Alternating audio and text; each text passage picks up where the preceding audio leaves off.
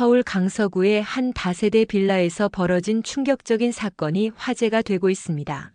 71세 박정희 할머니가 아들로부터 매달 받기로 한 200만 원이 10달 동안 한 푼도 들어오지 않았는데요. 과연 무슨 일이 있었던 걸까요? 지금부터 여러분께 그 특별한 이야기를 전해드리겠습니다. 여기서 잠깐 더 많은 이야기와 재미있는 콘텐츠를 놓치지 않으시려면 지금 바로 구독과 알림 설정을 해주세요. 여러분의 관심이 저희 채널에게 큰 힘이 됩니다. 71세의 박정희 할머니는 서울 강서구의 낡은 다세대 빌라 4층에서 홀로 살고 있었습니다. 엘리베이터 없는 건물이라 매일 계단을 오르내리는 것이 쉽지 않았지만 그래도 30년 넘게 초등학교 교사로 일하며 모은 돈으로 마련한 집이니까 애착이 남달랐어요. 아침 7시가 되면 정희는 습관처럼 베란다 창문을 열고 바깥 공기를 마셨습니다. 가을 하늘이 참 맑더라고요. 오늘도 하루가 시작되었다는 걸 느끼며 차를 한 잔 끓여 마시는 게 일상이었죠. 엄마, 이제 사업이 안정됐어요. 매달 200만 원씩 자동이체해 드릴게요. 작년 겨울 아들 동윤이가 식사 자리에서 했던 말이 생각났습니다. 동윤이는 45살로 스타트업 회사를 운영하고 있었어요. 처음엔 사업이 불안정해서 정희가 오히려 도움을 줬는데 이제는 괜찮아졌다며 효도하겠다고 하더라고요. 정희는 그 말을 듣고 얼마나 기뻤는지 모릅니다. 아들이 성공했다는 것도 뿌듯했지만 무엇보다 자식이 부모를 챙기려는 마음이 고마웠거든요. 퇴직금으로 근근히 살고 있었던 터라 경제적 여유가 생긴다는 건 큰 위안이었어요. 하지만 약속한 지 10달이 지나도록 통장에는 한 푼도 들어오지 않았습니다. 정희는 매달 가계부에 지원금 미수령이라고 적어두었어요. 처음에는 깜빡했나 싶어서 넘어갔죠. 2달째도 마찬가지였습니다. 3달째가 되니 슬슬 이상하다 싶었어요. 혹시 통장 번호를 잘못 줬나? 정희는 아들에게 전화를 걸어봤습니다. 하지만 동윤이는 늘 바쁘다며 급하게 끊거나 깜빡했네요. 곧 넣어드릴게요라고만 말했어요. 그리고 또 1달이 지나갔습니다. 이상한 건 며느리 지민이었어요. 명절 때마다 찾아와서는 엄마 혹시 돈 부족하시면 말씀해 주세요라며 의례적인 미소만 건넸거든요. 마치 이미 충분히 지원받고 있다는 식으로 말이죠. 지민이는 전직 은행원이라 꼼꼼한 성격이었는데 남편이 약속한 걸 모를 리가 없었어요. 정희는 점점 혼란스러워졌습니다. 아들이 거짓말을 했을까? 아니면 정말 깜빡하고 있는 걸까? 나이가 들어서 기억력이 나빠진 건 아닐까 하는 생각까지 들었어요. 그러던 어느 날 이웃 친구 고말순이가 찾아왔습니다. 말순이는 정희와 동갑인 72살로 같은 동네에서 오래 살아온 친구였어요. 정희야, 너 요즘 왜 이렇게 말이 없어? 뭔가 걱정이 있는 것 같던데. 정희는 망설였지만 결국 말순이에게 털어놓았습니다. 아들이 매달 돈을 보내준다고 했는데 한 푼도 안 들어온다는 걸 말이에요. 말순이는 심각한 표정을 지었습니다.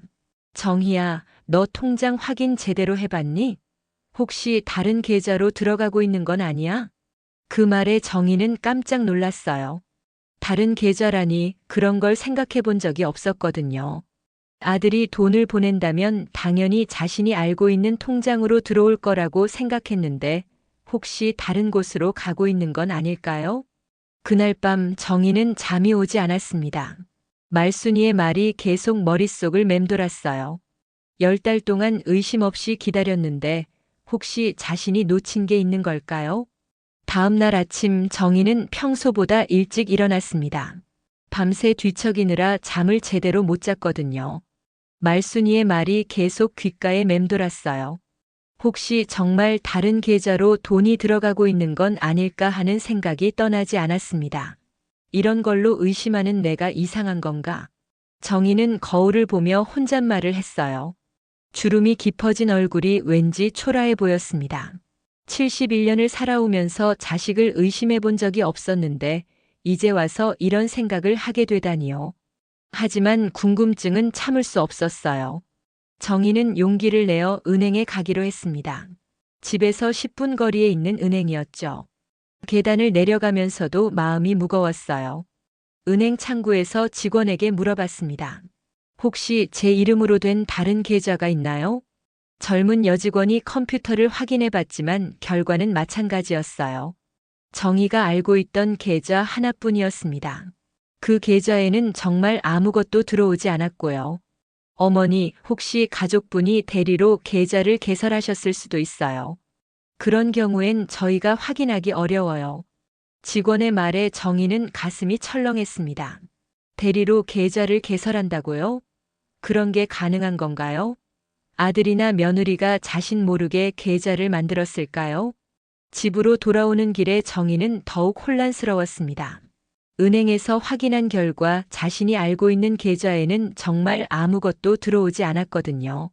그럼 아들이 거짓말을 한 걸까요? 아니면 정말 다른 곳으로 돈이 가고 있는 걸까요? 그날 저녁 손자 지우가 놀러 왔습니다. 중학교 3학년인 지우는 정희를 무척 따랐어요. 공부하다 막히면 할머니 집에 와서 도움을 받곤 했거든요. 할머니, 오늘 학교에서 경제 수업을 들었는데 재미있었어요. 은행 계좌 만드는 법도 배웠어요. 지후의 말에 정희는 문득 궁금해졌습니다. 지후야, 혹시 다른 사람 이름으로 계좌를 만들 수 있어? 아, 그거요? 대리인 계좌 말씀하시는 거죠? 가족이면 위임장 같은 거 있으면 만들 수 있어요. 엄마가 그런 얘기했어요.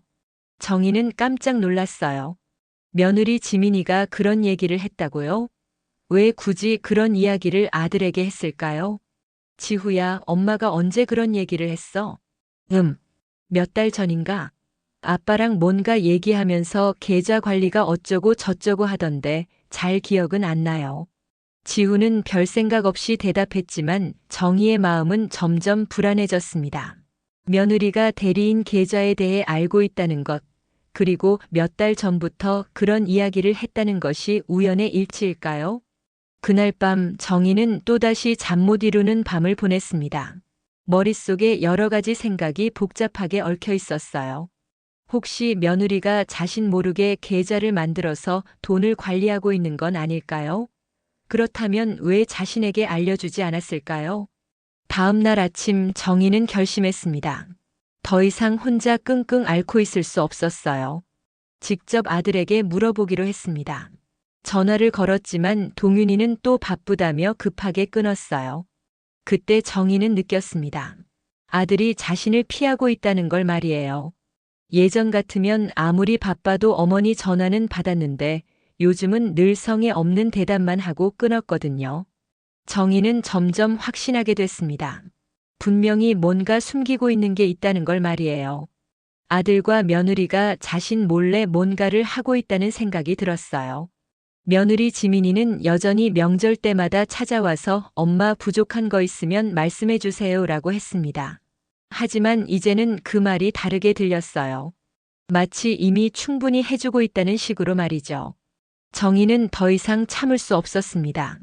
10달 동안 기다렸는데도 아무런 답을 얻지 못했거든요. 아들은 계속 피하고 며느리는 의례적인 말만 반복했어요. 이제는 직접 나서야 할 때라고 생각했습니다. 어느 일요일 오후 정희는 아들 집으로 향했습니다. 동윤이 가족은 강남구의 아파트에 살고 있었어요. 정희가 사는 곳에서 지하철로 1시간 넘게 걸리는 거리였죠. 나이가 들어서 장거리 이동이 쉽지 않았지만 오늘은 꼭 가야겠다고 마음먹었어요. 아파트 현관에서 초인종을 눌렀습니다. 며느리 지민이가 나와서 반겼지만 얼굴에는 당황스러운 기색이 역력했어요. 어머니, 갑자기 어떻게 오셨어요? 미리 연락하시지. 지민아, 엄마랑 할 이야기가 있어서 왔어. 동윤이는 집에 있니? 거실로 들어가니 동윤이가 소파에 앉아 노트북을 보고 있었습니다. 아들을 보니 반가웠지만 한편으로는 마음이 무거웠어요. 엄마, 무슨 일로 오셨어요? 동윤이의 목소리에는 귀찮다는 느낌이 묻어 있었습니다. 정희는 상처받았지만 참았어요. 동윤아, 엄마가 물어볼 게 있어. 작년에 매달 200만 원씩 보내준다고 했잖아. 그런데 지금까지 한 푼도 안 들어왔어. 순간 거실이 조용해졌습니다. 동윤이와 지민이가 서로 눈빛을 주고받는 게 보였어요. 뭔가 숨기고 있다는 걸 직감했습니다. 아, 그게. 동윤이가 머뭇거렸어요. 엄마, 사실 지민이가 관리하고 있어요. 엄마 명의로 계좌를 만들어서 거기에 넣고 있어요. 정희는 깜짝 놀랐습니다. 정말 다른 계좌가 있었던 거예요? 하지만 왜 자신에게 알려주지 않았을까요? 그럼 그 계좌는 어디에 있어? 왜 엄마한테 말해주지 않았어? 지민이가 나서서 대답했습니다. 어머니, 사실 더 좋은 조건의 적금 상품이 있어서 그쪽으로 관리하고 있어요. 나중에 만기되면 한꺼번에 드리려고 했어요. 하지만 정희는 납득할 수 없었어요. 자신 명의로 계좌를 만들면서 왜 본인에게 알려주지 않았을까요? 그리고 매달 생활비가 필요하다고 했는데 왜 적금에 넣어뒀을까요? 그럼 그 통장을 엄마한테 주면 안 되겠니? 엄마 명의잖아. 이때 지민이의 얼굴이 굳어졌습니다. 어머니, 그게 중도 해지하면 손해가 커요. 조금만 더 기다려주세요. 정희는 뭔가 이상하다는 걸 느꼈어요. 며느리의 말투가 평소와 달랐거든요. 보통 때는 상냥했는데 오늘은 왠지 경직돼 있었어요. 그때 손자 지우가 방에서 나왔습니다. 할머니가 온 걸 보고 반가워했어요. 할머니, 언제 오셨어요? 지후야, 할머니가 엄마 아빠랑 이야기하는 중이야. 지후는 분위기가 무거운 걸 눈치채고 다시 방으로 들어가려 했어요. 그런데 갑자기 멈춰 서더니 이상한 말을 했습니다. 아, 그런데 엄마 할머니 이름으로 된 계좌가 또 있는 거예요? 어제 엄마 폰에서 봤는데. 순간 지민이가 화들짝 놀라며 지우를 쳐다봤습니다. 동윤이도 당황한 표정을 지었어요. 정희는 더욱 의심스러워졌습니다. 지후야, 뭘 봤다는 거야? 게임 결제하려고 엄마 폰 빌렸는데 은행 앱에서 할머니 이름으로 된 계좌를 봤어요. 그런데 거기에 돈이 많이 들어있던데. 지민이가 급하게 지우를 말렸어요. 지후야, 괜한 소리 하지 마. 방에 들어가. 하지만 정희는 이미 다 들었습니다. 며느리 폰에 자신 명의 계좌가 있다고요? 그것도 돈이 많이 들어있다고요? 도대체 뭔 일이 벌어지고 있는 건가요? 정희는 목소리를 높였습니다. 지민아, 내 이름으로 된 계좌가 몇 개나 있는 거야? 그리고 거기에 돈이 얼마나 들어있는 거야? 지민이는 얼굴이 새하얘졌어요. 동윤이도 어쩔 줄 몰라 했습니다. 정희는 이제 확신했어요. 분명히 자신 모르게 뭔가 하고 있다는 걸 말이에요. 정희는 더 이상 참을 수 없었습니다. 손자 지우의 말을 들으니 모든 게 명확해졌어요. 며느리가 자신 명의로 계좌를 만들어서 돈을 관리하고 있다는 것, 그리고 그 사실을 숨기고 있다는 건 말이에요. 지민아, 똑바로 말해봐. 내 이름으로 계좌를 몇 개나 만들었어? 정희의 목소리에는 분노가 섞여 있었습니다. 71년을 살아오면서 자식들에게 이렇게 화를 낸 적이 없었는데 오늘은 참을 수가 없었어요. 지민이는 한참 동안 말을 못했습니다. 얼굴이 새하얘서 마치 병이 난 사람 같았어요. 동윤이도 어쩔 줄 몰라 하며 아내를 쳐다봤습니다. 어머니, 사실은. 지민이가 떨리는 목소리로 말을 시작했어요. 처음에는 정말 어머니를 위해서였어요. 동윤이 오빠가 매달 돈을 보내기로 했는데 그냥 넣어드리면 금방 써버리실까봐. 뭐라고? 정희는 귀를 의심했습니다. 자신이 돈을 금방 써버릴 거라고 생각했다고요? 30년 넘게 교사로 일하면서 알뜰하게 살아온 자신을 그렇게 봤다는 건가요? 아니에요. 그게 아니라. 지민이가 급하게 변명했어요. 더 좋은 조건으로 관리해 드리려고 했어요. 이자도 더 받고. 하지만 정희는 믿을 수 없었어요. 만약 정말 자신을 위해서였다면 왜 숨겼을까요? 왜 통장을 보여주지 않았을까요? 그럼 그 통장을 지금 당장 보여줘. 얼마나 들어있는지 확인해보자. 지민이는 더욱 당황했습니다. 손이 떨리며 핸드폰을 만지작거렸어요. 어머니, 그게 지금은 시스템 점검 중이라서. 거짓말하지 마. 정희가 소리쳤습니다. 지후가 어제 봤다고 했잖아. 그때 지후가 다시 거실로 나왔어요. 엄마가 꾸짖는 소리를 들었나 봐요. 할머니, 제가 본 게 맞아요. 어제 엄마 폰에서 할머니 이름으로 된 계좌가 있었어요. 그런데 거기에 돈이 정말 많이 들어 있었어요. 지후의 말에 정희는 더욱 화가 났습니다. 손자까지 알고 있는 일을 자신만 모르고 있었다니요. 지민아, 지금 당장 그 계좌를 보여줘. 안 그러면 내일 은행에 가서 직접 확인하겠어. 지민이는 더 이상 버틸 수 없었나 봐요. 결국 핸드폰을 꺼내서 은행 앱을 열었습니다. 그리고 정의 명의로 된 계좌를 보여줬어요. 정희는 화면을 보고 깜짝 놀랐습니다. 잔액이 1,500만 원이나 됐거든요. 그리고 입금 내역을 보니 매달 200만 원씩 들어와 있었어요. 정말 아들이 약속대로 돈을 보내고 있었던 거예요. 그럼 이 돈은 뭐야? 내가 받아야 할 돈 아니야? 정희의 목소리는 떨리고 있었습니다. 분노와 배신감이 동시에 밀려왔어요. 지민이가 울음을 터뜨렸습니다. 어머니, 죄송해요. 처음에는 정말 어머니를 위해서였어요. 그런데 집 대출금 때문에 잠깐만 쓰려고 했어요. 곧 갚아드리려고 했는데. 뭐라고? 내 돈을 썼다고? 정희는 현실을 받아들일 수 없었어요.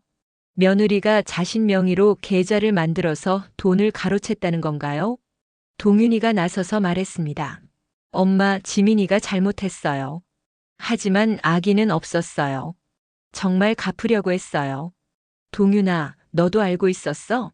정희는 아들을 쳐다봤습니다. 아들도 이 일에 가담했다는 건가요? 엄마, 저는 몰랐어요. 지민이가 혼자 한 일이에요. 하지만 정희는 믿을 수 없었어요. 남편이 매달 200만 원씩 보내는 돈을 아내가 혼자 관리한다는 게 말이 되나요? 지민이가 무릎을 꿇었습니다. 어머니, 정말 죄송해요. 잠깐만 쓰려고 했어요. 시댁도 가족 아닌가요? 곧 갚아드리려고 했어요. 정희는 지민이를 내려다봤습니다. 며느리가 무릎을 꿇는 모습을 보니 마음이 아팠지만 배신감이 더 컸어요. 지민아, 가족이라고 해서 남의 이름을 빌려서 돈을 가져가도 되는 거야? 그것도 시어머니 몰래? 정희는 손자 지우를 보며 말했습니다. 지우야, 할머니가 하는 말 잘 들어. 절대 남의 이름을 빌려서 뭔가 하면 안 돼. 설령 가족이라고 해도 말이야. 지우는 고개를 끄덕였어요. 할머니의 말이 무겁게 느껴졌나 봐요. 정희는 이제 결정을 내려야 했습니다. 이 문제를 어떻게 해결할지 말이에요. 정희는 집으로 돌아와서 하루 종일 생각에 잠겼습니다. 며느리가 자신 명의로 계좌를 만들어서 돈을 가져갔다는 사실이 아직도 믿어지지 않았어요. 71년을 살아오면서 이런 일을 당해본 적이 없었거든요. 며느리 지민이는 무릎을 꿇고 사과했지만 정희의 마음속 상처는 쉽게 아물지 않았습니다. 가족이라는 이름으로 자신을 속였다는 게 가장 아팠어요. 돈보다도 믿음을 잃었다는 게 더 큰 상처였죠. 다음 날 아침 정희는 친구 말순이에게 전화를 걸었습니다. 말순아, 어제 우리가 얘기한 그 일 말이야. 정말 계좌가 따로 있었어. 말순이는 깜짝 놀랐어요. 정말? 그럼 돈은 들어와 있었어? 응, 매달 200만 원씩 들어와 있었어. 그런데 며느리가 몰래 가져다 썼어. 정희는 어제 있었던 일을 자세히 말해줬습니다. 말순이는 분개했어요. 그게 말이 되니? 시어머니 이름으로 계좌를 만들어서 돈을 가져가다니. 이건 사기잖아. 말순아, 나 어떻게 해야 할까? 가족인데 고발할 수도 없고. 말순이는 단호하게 말했습니다. 정희야, 가족이라고 해서 이런 걸 넘어가면 안 돼. 너도 당당하게 내 권리를 찾아야 해. 그날 오후 정희는 법률 상담소를 찾아갔습니다. 처음 가보는 곳이라 긴장됐지만 이 문제를 제대로 해결하고 싶었어요. 상담을 맡은 변호사는 50대 중반의 여성이었습니다. 정희의 사정을 듣더니 심각한 표정을 지었어요. 할머님, 이건 명백한 금융사기에 해당합니다. 타인 명의로 계좌를 개설하고 그 돈을 임의로 사용한 것은 범죄 행위예요. 그럼 며느리를 고발해야 하나요? 변호사는 고개를 저었습니다. 꼭 형사 고발을 하지 않더라도 민사로 해결할 수 있어요. 가족 간의 일이니까 합의를 통해 해결하는 게 좋겠어요. 어떻게 하면 되나요? 우선 며느리분이 얼마를 가져갔는지 정확히 확인하고 변제 계획을 세워야 해요. 그리고 모든 과정을 공증받아서 법적 효력을 갖도록 하는 게 중요해요. 정희는 변호사의 조언을 듣고 마음을 정했습니다. 이번 일을 제대로 매듭짓기로 한 거예요. 며칠 후 정희는 아들 가족을 불러서 이야기했습니다. 이번에는 정희가 주도권을 잡았어요. 지민아, 내가 내 돈을 얼마나 가져갔는지 정확히 계산해 봤어. 지민이는 고개를 숙이고 대답했습니다. 어머니, 대출금 상환이랑 해서 총 800만 원 정도 썼어요. 그럼 나머지 700만 원은? 그건 그대로 있어요. 건드리지 않았어요. 정희는 냉정하게 말했습니다. 지민아, 이제부터 내 조건을 말할 테니까 잘 들어. 첫째, 내 명의로 된 모든 계좌의 통장과 카드를 당장 내놔. 둘째, 내가 가져간 800만 원은 매달 50만 원씩 16개월에 걸쳐서 갚아. 셋째, 이 모든 내용을 공증받아서 법적 효력을 갖게 할 거야. 동윤이가 나서서 말했습니다. 엄마, 그건 너무 가혹한 것 아니에요? 지민이도 아기가 있었던 건 아니잖아요. 정희는 아들을 쳐다봤습니다. 동윤아, 아기가 없다고 해서 잘못이 없어지는 건 아니야. 내 이름을 빌려서 돈을 가져간 건 분명한 잘못이야. 지민이가 울먹이며 말했습니다. 어머니, 조건에 따를게요. 정말 죄송해요. 정희는 지민이를 보며 마지막으로 말했습니다. 지민아, 나는 내가 미워서 이러는 게 아니야. 하지만 이런 일이 다시 일어나면 안 되잖아. 그리고 지우에게도 올바른 모습을 보여줘야지. 손자 지우는 조용히 할머니와 부모님의 대화를 듣고 있었어요. 아직 어렸지만 뭔가 중요한 일이 벌어지고 있다는 걸 알 수 있었죠. 일주일 후 정희는 공증사무소에서 지민이와 함께 합의서에 서명했습니다. 매달 50만 원씩 16개월 동안 변제하기로 하는 내용이었어요. 정희는 드디어 자신 명의의 모든 계좌 통장을 되찾았습니다. 통장을 들고 있으니 무언가 해방된 기분이었어요. 정희는 통장을 되찾은 후 새로운 결심을 했습니다. 더 이상 자식들에게만 의존해서 살 수는 없다는 생각이 들었어요. 71세라고 해서 무력한 건 아니잖아요. 아직 건강하고 정신도 또렷한데 왜 남의 눈치만 보며 살아야 할까요? 나도 나를 위해 살아야지. 정희는 거울을 보며 혼잣말을 했습니다. 주름진 얼굴이지만 눈빛만큼은 예전보다 더 또렷해 보였어요. 며칠 후 정희는 인터넷으로 실버 주거단지에 대해 알아봤습니다. 서대문구에 새로 생긴 실버 공동체 주거단지가 있다고 하더라고요. 거기서는 비슷한 나이대의 어르신들이 함께 생활하면서 서로 도우며 산다고 했어요. 친구 말순이에게 전화를 걸어 상의했습니다. 말순아, 나 이사 갈 생각이야. 어디로? 갑자기 왜? 서대문구 실버 공동체 단지로. 거기서 새로운 생활을 시작해보고 싶어. 말순이는 놀랐어요. 정희야, 갑자기 그런 결정을 하면 어떡해? 가족들은 뭐라고 하겠어?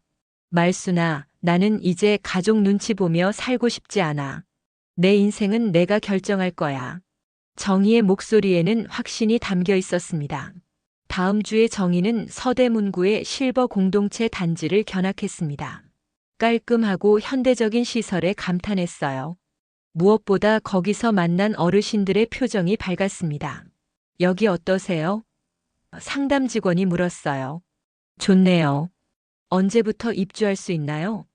다음 달부터 가능해요. 보증금은 5천만 원이고 월 관리비는 80만 원이에요. 정희는 계산해 봤습니다. 자신이 가진 돈으로 충분히 감당할 수 있었어요. 아들에게서 받은 돈도 있고 퇴직금으로 마련한 예금도 있었거든요. 집으로 돌아온 정희는 바로 아들에게 전화를 걸었습니다. 동윤아, 엄마가 이사 갈 거야. 어디로요? 갑자기 왜요? 서대문구 실버 공동체 단지로. 거기서 새로운 생활을 시작하려고. 동윤이는 당황했어요. 엄마, 갑자기 그런 결정을 하시면 안 되죠. 가족들과 상의해서. 동윤아, 이건 엄마가 결정할 일이야. 너희한테 물어볼 필요 없어. 정희의 단호한 목소리에 동윤이는 더 이상 말하지 못했어요. 일주일 후 정희는 실버 공동체 단지 입주 계약을 했습니다. 그리고 현재 살고 있는 집을 정리하기 시작했어요. 30년 넘게 살았던 집이라 정리할 게 많았습니다. 하지만 정희는 과감하게 버렸어요. 새 출발에 필요한 것만 가져가기로 했거든요. 정리하다가 예전 일기장이 나왔습니다. 교사 시절 쓴 일기들이었어요. 그때는 얼마나 열정적이었는지 몰라요. 아이들을 가르치는 게 즐거웠고 매일이 의미 있었죠. 그때의 내가 그림이네. 정희는 일기장을 넘기며 추억에 잠겼습니다. 언제부터 이렇게 소극적으로 살게 됐을까요? 언제부터 자식들 눈치만 보며 살게 됐을까요? 이사 전날 손자 지우가 찾아왔습니다. 할머니, 정말 이사 가세요? 응, 지후야. 할머니도 새로운 곳에서 새로운 친구들을 사귀고 싶어. 그럼 저는 언제 만나요? 정희는 지우를 안아줬습니다. 지후야, 할머니가 멀리 가는 건 아니야. 지하철로 30분이면 돼. 언제든지 놀러와. 할머니, 저 약속해요. 공부 열심히 해서 할머니처럼 당당한 사람이 될게요. 지후의 말에 정희는 뭉클했습니다. 손자가 자신을 당당한 사람이라고 생각한다니요.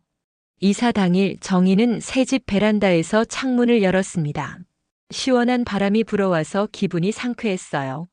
새로운 환경, 새로운 사람들, 새로운 시작이었죠. 그날 저녁 정희는 작은 수첩에 메모를 했습니다. 내 이름은 박정희. 나는 나를 위해 산다. 이제 정말 새로운 인생이 시작되는 것 같았어요. 새 집에서의 생활이 시작된 지 한 달이 지났습니다. 정희는 실버 공동체 단지에서의 삶이 예상보다 훨씬 만족스러웠어요. 비슷한 또래의 이웃들과 어울리니 외롭지도 않았고 무엇보다 자유로웠거든요. 매일 아침 7시에 일어나서 단지 내 산책로를 걸었습니다. 함께 걷는 이웃들과 인사를 나누며 하루를 시작하는 게 즐거웠어요. 예전에는 혼자 4층 계단을 오르내리며 답답했는데 이제는 넓은 공간에서 마음껏 걸을 수 있었죠. 정혜 씨, 오늘도 일찍 나오셨네요. 같은 동에 사는 김영자 할머니가 인사했습니다. 영자는 정희보다 2살 많은 73세였는데 성격이 활발해서 금세 친해졌어요. 영자 씨도 일찍 나오셨네요. 오늘 날씨가 참 좋죠? 그러게요. 이런 날엔 걷기가 최고예요. 두 사람은 함께 산책로를 돌았습니다. 단지 안에는 작은 공원도 있고 벤치도 여기저기 있어서 쉬어가며 걸을 수 있었어요. 산책을 마치고 돌아오는 길에 정희는 도서관에 들렀습니다. 단지 내에 작은 도서관이 있어서 주민들이 자유롭게 이용할 수 있었거든요. 정희는 도서관 봉사를 신청해뒀어요. 정혜 씨, 오늘 신간 도서 정리 도와주실 수 있나요? 도서관 담당자가 부탁했습니다. 정희는 기꺼이 도왔어요. 책을 분류하고 정리하는 일이 옛날 교사 시절을 떠올리게 해서 즐거웠거든요. 책을 정리하다가 문득 예전 생각이 났습니다.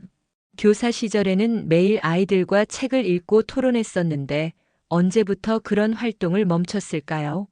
퇴직 후에는 그저 하루하루 버티기만 했던 것 같아요. 이제부터는 다르게 살아야지. 정희는 마음속으로 다짐했습니다. 오후에는 단지 내 문화센터에서 진행하는 걷기 모임에 참여했어요. 일주일에 3번 근처 공원까지 함께 걸으며 운동하는 모임이었죠. 정혜 씨, 걷기 실력이 많이 늘었네요. 모임 리더인 박 선생님이 칭찬해 줬습니다. 정희는 기분이 좋았어요. 누군가에게 인정받는다는 게 이렇게 기분 좋은 일인지 몰랐거든요. 걷기 모임을 마치고 집으로 돌아온 정희는 저녁을 준비했습니다. 혼자 먹는 밥이지만 예전보다 맛있게 느껴졌어요. 마음이 편해서 그런가 봐요. 저녁을 먹고 나서 정희는 작은 수첩을 꺼냈습니다. 새 집으로 이사 온 후부터 매일 일기를 쓰기 시작했거든요. 간단한 메모 형식이었지만 하루를 되돌아보는 시간이 소중했어요. 2월 15일. 오늘은 도서관 봉사를 했다. 책을 정리하면서 옛날 교사 시절이 그리워졌다. 아이들과 함께 책을 읽던 그때가 그립다. 내 이름은 박정희. 나는 나를 위해 산다. 매일 마지막에 이 문장을 적었어요. 자신에게 하는 다짐이었죠. 그런데 그날 밤 며느리 지민이로부터 전화가 왔습니다. 어머니, 안녕하세요. 이번 달 변제금 입금했어요. 지민이는 약속대로 매달 50만 원씩 보내고 있었어요. 하지만 정희는 여전히 마음이 편하지 않았습니다. 그래, 확인했어. 어머니, 새집 생활은 어떠세요? 좋아. 여기 사람들도 좋고 시설도 좋아. 짧은 대화였지만 예전보다는 편했어요. 지민이도 자신의 잘못을 인정하고 성실하게 갚아나가고 있었거든요. 전화를 끊고 나서 정희는 통장을 확인해 봤습니다. 지민이가 보낸 50만 원이 들어와 있었어요. 약속을 지키고 있다는 게 다행이었습니다. 하지만 며칠 후 예상치 못한 일이 벌어졌습니다. 지민이로부터 다시 전화가 온 거예요. 어머니, 죄송한데 이번 달은 입금이 좀 늦어질 것 같아요. 정희는 가슴이 철렁했습니다. 왜? 무슨 일이야? 집 보일러가 고장나서 수리비가 많이 들어가서요. 다음 달에 2달치를 한꺼번에 넣어드릴게요. 정희는 한숨을 쉬었습니다. 또 시작이구나 싶었어요. 지민아, 약속은 약속이야. 돈이 없으면 다른 데서 빌려서라도 넣어야지. 어머니. 지민아, 이건 돈 문제가 아니야. 내 이름의 무게 문제야. 정희의 목소리는 단호했습니다. 예전에 정희였다면 그냥 넘어갔을지도 모르지만 이제는 달랐어요. 결국 지민이는 사흘 후에 돈을 입금했습니다. 그리고 문자를 보냈어요. 어머니, 죄송합니다. 앞으로는 약속 날짜에 꼭 넣어드리겠습니다. 정희는 문자를 보고 안도했습니다. 자신이 단호하게 말한 게 효과가 있었나 봐요. 정희가 실버 공동체 단지에서 산지 6달이 흘렀습니다. 계절은 어느새 봄에서 여름을 거쳐 가을로 접어들고 있었어요. 정희의 일상도 완전히 자리를 잡았습니다. 매일 아침 산책을 하고 도서관 봉사를 하고 걷기 모임에 참여하는 게 일상이 됐죠. 무엇보다 달라진 건 정희의 마음가짐이었어요. 예전에는 하루하루를 그저 버텨내는 기분이었는데 이제는 매일이 의미 있고 즐거웠거든요. 새로운 사람들과 어울리고 새로운 일을 배우고 자신만의 시간을 갖는 게 이렇게 소중한 줄 몰랐어요. 정혜 씨, 오늘 도서관에서 독서 토론회 하는데 참여하실래요? 영자가 제안했습니다. 단지 내 도서관에서는 월 한 번씩 독서 토론회를 열었는데 정희는 아직 참여해 본 적이 없었어요. 독서 토론회요? 그런 거 해본 적이 없는데. 괜찮아요. 다들 처음엔 그래요. 정혜 씨는 교사 출신이니까 오히려 더 잘하실 거예요. 영자의 말에 용기를 냈습니다. 정희는 독서 토론회에 참여하기로 했어요. 토론회에서 다룬 책은 나이 들매의 의미라는 에세이였습니다. 7명의 어르신들이 모여서 각자의 생각을 나누었어요. 저는 나이가 든다는 게 포기하는 게 아니라 새로운 시작이라고 생각해요. 정희가 말했을 때 다른 참가자들이 고개를 끄덕였습니다. 정혜 씨 말씀이 맞아요. 저도 70이 넘어서 새로운 취미를 시작했거든요. 그렇죠. 나이는 숫자일 뿐이에요. 마음이 중요하죠. 토론을 하면서 정희는 깨달았습니다. 자신과 비슷한 상황의 사람들이 많다는 것, 그리고 모두들 나름대로 새로운 삶을 개척해가고 있다는 것을 말이에요. 토론회가 끝나고 집으로 돌아오는 길에 정희는 기분이 좋았습니다. 오랜만에 깊이 있는 대화를 나눴거든요. 교사 시절 이후로 이렇게 지적인 대화를 해본 게 언제였을까요? 그날 저녁 뜻밖의 손자 지우가 찾아왔습니다. 이제 고등학교 1학년이 된 지우는 키도 많이 크고 목소리도 굵어져서 완전히 어른 같았어요. 할머니, 안녕하세요. 지우야, 어떻게 혼자 왔어? 엄마 아빠는? 제가 혼자 왔어요. 할머니 보고 싶어서요. 지우는 할머니의 새 집을 둘러봤습니다. 와, 여기 정말 좋네요. 할머니가 여기 오시길 잘한 것 같아요. 그래? 왜? 할머니가 훨씬 밝아 보여요. 예전보다 표정이 좋아졌어요. 지우의 말에 정희는 뭉클했습니다. 손자가 자신의 변화를 알아봐 주다니요. 지우야, 고등학교 생활은 어때? 좋아요. 그런데 할머니, 저 장래 희망 적는 칸에 특별한 걸 썼어요. 뭐라고 썼는데? 당당한 사람이라고 썼어요. 할머니처럼요. 정희는 깜짝 놀랐습니다. 손자가 자신을 당당한 사람이라고 생각한다니요. 지후야, 할머니가 당당해 보여? 네, 정말이요. 할머니는 자기 권리를 찾아서 이렇게 새로운 삶을 시작하셨잖아요. 저도 할머니처럼 제 인생을 스스로 개척하고 싶어요. 지후와 함께 저녁을 먹으면서 정희는 많은 생각을 했습니다. 자신이 손자에게 좋은 영향을 주고 있다는 게 무엇보다 기뻤어요. 어른이 되어가는 지후에게 당당하게 사는 모습을 보여줄 수 있다는 게 자랑스러웠죠. 지후가 돌아간 후 정희는 가계부를 꺼냈습니다. 예전에는 지원금 미수령이라고 적었던 그 가계부를 말이에요. 이제는 지민이가 보내는 변제금이 규칙적으로 들어오고 있었어요. 약속대로 매달 50만 원씩 어김없이 말이죠. 정희는 가계부 마지막 페이지에 펜을 들었습니다. 2025년 8월. 오늘 지후가 찾아왔다. 나를 당당한 사람이라고 했다. 손자가 자랑스러워하는 할머니가 되었다는 게 기쁘다. 내 이름은 박정희. 더는 이 문장을 쓰지 않아도 된다. 나는 나를 지켰다. 정희는 펜을 내려놓고 미소를 지었습니다. 정말 오랜만에 마음 깊은 곳에서 우러나오는 미소였어요. 창밖을 보니 가을 하늘이 맑고 높았습니다. 새로운 계절이 시작되고 있었죠. 정희에게도 새로운 계절이 시작된 것 같았어요. 이제는 누구의 눈치도 보지 않고 자신의 이름으로 당당하게 살아갈 수 있을 것 같았습니다. 71년을 살아오면서 가장 큰 깨달음을 얻었어요. 나이가 들었다고 해서 포기할 필요는 없다는 것, 언제든지 새로운 시작이 가능하다는 것, 그리고 무엇보다 자신의 이름을 지키는 게 얼마나 중요한지를 말이죠. 정희는 내일도 아침 7시에 일어나서 산책을 할 것입니다. 도서관에서 봉사를 하고 걷기 모임에 참여할 것이에요. 그리고 또 다른 새로운 일들을 시작할지도 모르죠. 이제 정희에게는 무한한 가능성이 열려 있었습니다. 박정희 71세. 이제 진짜 자신의 이름으로 살아가는 새로운 인생이 시작되었습니다.